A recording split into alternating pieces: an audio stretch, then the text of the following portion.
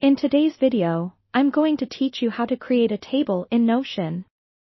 We'll break down every detail so by the end of this tutorial, you'll feel totally comfortable creating your own tables in Notion to keep yourself organized and efficient. Let's get started. First things first, open up your Notion workspace. You can do this directly from your browser or through the Notion desktop app if you've downloaded it. Once you're inside your workspace, head over to the page where you want to insert a table. If you haven't created a page yet, you can easily do so by clicking on the button next to your workspace or simply by pressing Command-N on Mac or Control-N on Windows. This will give you a fresh, blank canvas to work on. Now that you're all set up, let's add a table to this page. Click on the sign that appears when you hover over the left side of the page.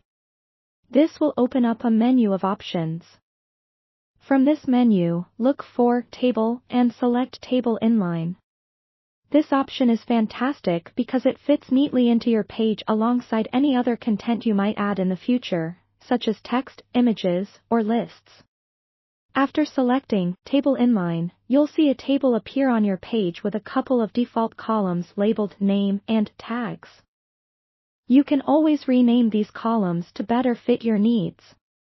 Click on Name and simply type in a new header. Similarly, you can rename Tags or any column by clicking on the header and entering your preferred title.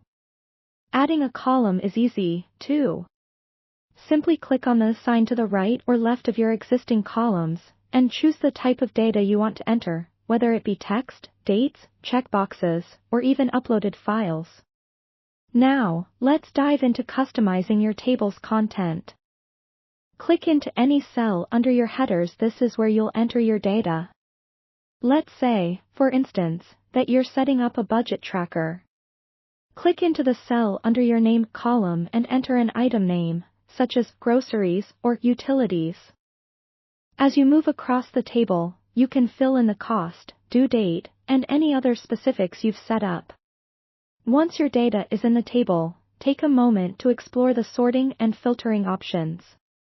On the top right corner of your table, you'll notice these options which allow you to organize your data according to your preferences. For example, you might want to sort your budget items by due date or total cost, which is great for managing priorities. And there you have it.